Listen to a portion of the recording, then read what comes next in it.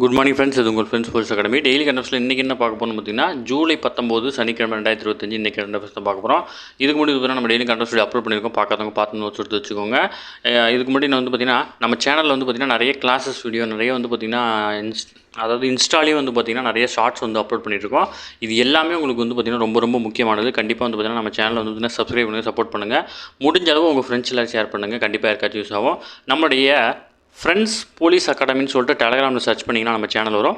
அதில் ஜாயின் பண்ணிக்கோங்க. நம்மளோட சேனல் லிங்க்ஸ் எல்லாமே பார்த்தீங்கன்னா டிஸ்கிரிப்ஷனில் கொடுத்துருக்கேன். வியூ பண்ணி பாருங்கள். எல்லாத்தையுமே டச் பண்ணி பார்த்தீங்கன்னா ஜாயின் பண்ணிக்கோங்க. ஓகேங்களா? ஃப்ரெண்ட்ஸ் கண்டபஸ் பார்த்துடலாம். ஃபஸ்ட்டு பஹல்காம் தாக்குதலை நடத்திய பாகிஸ்தானுடைய பயங்கரவாத அமைப்புக்கு பார்த்திங்கன்னா அமெரிக்கா பார்த்திங்கன்னா தடை விதிச்சிருக்காங்க. ஓகேங்களா? பஹல்காம் தாக்குதலை நடத்திய பாகிஸ்தானிலிருந்து செயல்படும் தி ரெசிடென்ஸ் ஃப்ரெண்ட்ஸ் அப்படின்ற அமைப்புக்கு பார்த்திங்கன்னா சர்வதேச பயங்கரவாத அமைப்பாக அறிவித்து அதற்கு அமெரிக்கா பார்த்திங்கன்னா தடை விதிச்சிருக்காங்க. பாகிஸ்தானுடைய செயல்படும் லஷ்கர் இ தொய்பா அமைப்புடைய நிழல் அமைப்பு அப்படின்னு இதை கருதப்படுது. ஓகேங்களா? அடுத்தது ஜூலை 18ஆம் தேதி பார்த்தீங்கன்னா தமிழ்நாடு நாளாக கொண்டாடிருக்கோம். ஓகேவா? இது ரெகுலராக தெரிஞ்சதான். இது முக்கியமான கொஸ்டின். உங்கள் ஸ்கூல் புக்கில் இருக்குது, நோட் பண்ணி வச்சுக்கோங்க. அது மட்டும் இல்லாமல் தமிழ்நாடு அதாவது சென்னை மாகாணத்துக்கு தமிழ்நாடு அப்படின்னு பெயர் சூட்டணும்னு வலியுறுத்தி தியாகி சங்கரலிங்கனார் பார்த்திங்கன்னா 77 நாட்கள் பார்த்திங்கன்னா உண்ணா நோன்பு இருந்து உயிர் துறந்திருப்பார். இது ரொம்ப ரொம்ப முக்கியமானது. இதுவும் உங்கள் ஸ்கூல் புக்கில் இருக்குது. இதெல்லாம் பார்த்திங்கன்னா 11th 12th ஸ்டாண்டர்டில் பார்த்திங்கன்னா டிஎன்பிசி லெவல் கொஸ்டின். இதெல்லாம் கண்டிப்பாக கேட்கக்கூடியது. ஓகேங்களா? எஸ்ஐ லெவலெலாம் தாராளமாக படித்து வச்சுக்கணும்.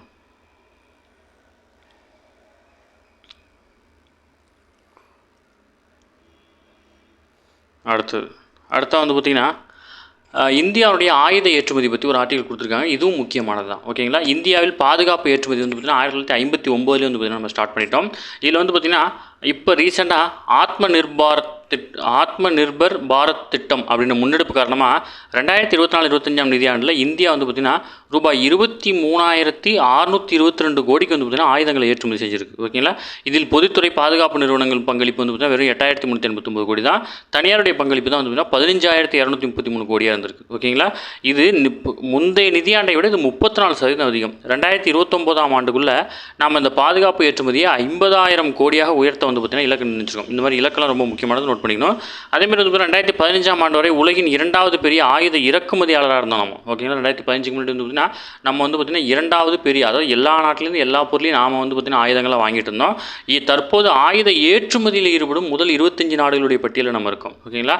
தளவாட உற்பத்தியில் சுமார் 50% அமெரிக்காவுக்கும் 35% ரஷ்யாவுக்கும் பார்த்திங்கன்னா ஏற்றுமதி செய்கிறோம். இந்தியாவை சேர்ந்த சுமார் 100 நிறுவனங்கள் பார்த்திங்கன்னா உயர் வருமானம் உள்ள 85 நாடுகளுக்கு பார்த்திங்கன்னா இராணுவ உபகரணங்கள் பார்த்திங்கன்னா ஏற்றுமதி பண்ணுறாங்க. ஓகேங்களா? அண்மையில் இந்தியாவிடமிருந்து பிரம்மோஸ் ஏவுகணை அமைப்பு பார்த்திங்கன்னா பிலிப்பைன்ஸ் பார்த்திங்கன்னா இறக்குமதி பண்ணியிருக்காங்க.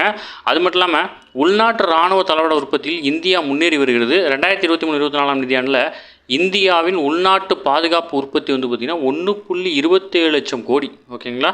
அதேமாதிரி பார்த்திங்கன்னா கடந்த 3 ஆண்டுகளாக நடைபெற்று வரும் ரஷ்யா உக்ரைன் போர் போல் ஐரோப்பிய நாடுகளான இராணுவ குறைபாடுகளை வெளிச்சம் போட்டு காட்டியிருக்கு. அதாவது இந்த ரஷ்யா உக்ரைன் போரில் பார்த்திங்கன்னா அந்த இராணுவத்தினுடைய ஆயுதங்கள் பயன்பாடு பார்த்திங்கன்னா ரொம்ப லோ குவாலிட்டியாக இருக்குன்றதை பார்த்திங்கன்னா காட்டியிருக்கு. அது மட்டும் இல்லாமல் ஹேக்கில் கடந்த மாதம் பார்த்திங்கன்னா ஜூன் 25 நேட்டோ உச்சி மாநாட்டில் 2035ஆம் ஆண்டுக்குள் உறுப்பு நாடுகள் தங்களது பாதுகாப்பு செலவினங்களை மொத்த உள்நாட்டு உற்பத்தியில் 5% வரைக்கும் உயர்த்தணும் அப்படின்னு பார்த்திங்கன்னா சொல்லியிருக்காங்க. ஓகேங்களா? அது மட்டும் இல்லாமல் இந்தியாவுக்கு எதிரான நிலைப்பாடை கொண்ட பாகிஸ்தான் துருக்கியுடன் அர்பஜைஜான் பார்த்திங்கன்னா அவங்க கூட நெருங்கி தொடர்பில் இருக்கிறாங்க. இந்த அர்பஜைஜானுக்கு எதிராக பார்த்திங்கன்னா அர்மீனியா அப்படின்ற நாடு பார்த்திங்கன்னா போர் தொடுத்துட்டு இருக்கு. அதுக்கு பார்த்திங்கன்னா இந்தியா பார்த்திங்கன்னா தங்களுடைய ஆயுதங்களை பார்த்திங்கன்னா வழங்கிட்டு இருக்காங்க. ஓகேங்களா? அடுத்தது பதவி நீக்க பரிந்துரைக்கு எதிராக நீதிபதி யஷ்வந்த் வர்மா பார்த்திங்கன்னா மனு கொடுத்துருக்காரு. இவரை பற்றி நம்ம ஆல்ரெடி கேட்டிருப்போம். இவர் வீட்டில் பார்த்திங்கன்னா கட்டுக்கட்டாக நிறைய பணம் எடுத்திருப்பாங்க. அதுக்கு எதிராக பார்த்திங்கன்னா இவர் பதவி நீக்கம் தீர்மானம் பார்த்திங்கன்னா கொண்டு வர போகிறாங்க. அதுக்கு எதிராக பார்த்திங்கன்னா இவர் மனு கொடுத்துருக்காரு. இதை பற்றி பார்த்திங்கன்னா உச்சநீதிமன்றம் அல்லது உயர்நீதிமன்ற நீதிபதியை பதவி நீக்கம் செய்யும் அதிகாரம் நாடாளுமன்றத்துக்கு உள்ளது அப்படின்னு சொல்லிட்டு சட்டத்துறை அமைச்சர் சொல்லியிருக்காரு. அது மட்டும் இல்லாமல் நீதிபதியை பதவி நீக்கம் குறைந்தபட்சம் 100 மக்களவை எம்பிகளும் அதேமாதிரி 50 மாநிலங்களவை எம்பிகளும் ஆதரவு இருந்தாலே போதும் அப்படின்னு சொல்லியிருக்காங்க. பதவி நீக்கம் தொடர்பான சில முயற்சிகளை பார்த்திங்கன்னா எம்பிக்கள் மேற்கொண்டிருக்கிறாங்க அப்படின்னு பார்த்திங்கன்னா சொல்லியிருக்காரு. இதில் இதெல்லாம் பார்த்திங்கன்னா புக்கில் இருக்க டேட்டா. ஓகேங்களா? அப்படியே வரிசையாக கொடுத்துருக்காங்க. உச்சநீதிமன்றம் அல்லது உயர்நீதிமன்ற நீதிபதியை பதவி நீக்கம் அதிகாரம் யார்கிட்ட இருக்குது அப்படின்னா நாடாளுமன்றத்திட்ட இருக்குது. நீதிபதியை பதவி நீக்கம் செய்ய குறைந்தபட்ச மக்களவை எம்பிகள் எத்தனை பேர் வேணும்னா 100. அதேமாதிரி குறைந்தபட்ச மாநிலங்களவை எம்பிக்கள் பார்த்திங்கன்னா ஒரு 50 பேர் இருந்தால் போதும். ஓகேங்களா? இதெல்லாம் முக்கியமான கொஸ்டின், நோட் பண்ணிக்கோங்க.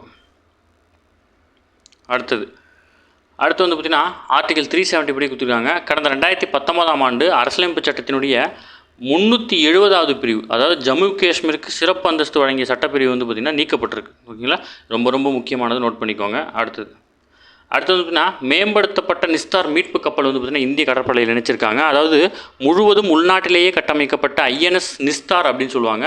இந்த மீட்பு கப்பல் வந்து பார்த்திங்கன்னா இந்திய கடற்படையில் வந்து பார்த்திங்கன்னா சேர்க்கப்பட்டிருக்கு. இந்த நிஸ்தார் அப்படின்ற கப்பல், இந்த பேரில் ஆல்ரெடி ஒரு கப்பல் இருந்திருக்கு. 1971 வந்து பார்த்திங்கன்னா அந்த கப்பல் வந்து பார்த்திங்கன்னா நாட்டுக்கு அர்ப்பணிக்கப்பட்டுச்சு. அதுக்கப்புறம் 1989ஆம் ஆண்டு இது வந்து பார்த்திங்கன்னா விலக்கி கொள்ளப்பட்டுச்சு. அதுக்கப்புறம் அதே பேர்லேயே வந்து பார்த்திங்கன்னா மறுபடியும் வந்து பார்த்திங்கன்னா உள்நாட்டிலே முழுசாக தயாரிச்சிருக்காங்க, INS நிஸ்தார். ஓகேங்களா, இது மீட்பு கப்பல். ஓகேங்களா, இது நீர்மூழ்கி கப்பலில் மீட்பு கப்பல். இந்த கப்பல்லேருந்து வந்து பார்த்திங்கன்னா கடலுடைய ஆழத்தில் ஒரு 300 மீட்டர் வரைக்கும் போய் வந்து பார்த்திங்கன்னா ஆய்வு செய்யக்கூடிய அனைத்து ஃபெசிலிட்டியுமே அதில் பார்த்திங்கன்னா இதில் வச்சுருக்கிறாங்க. ஓகேவா.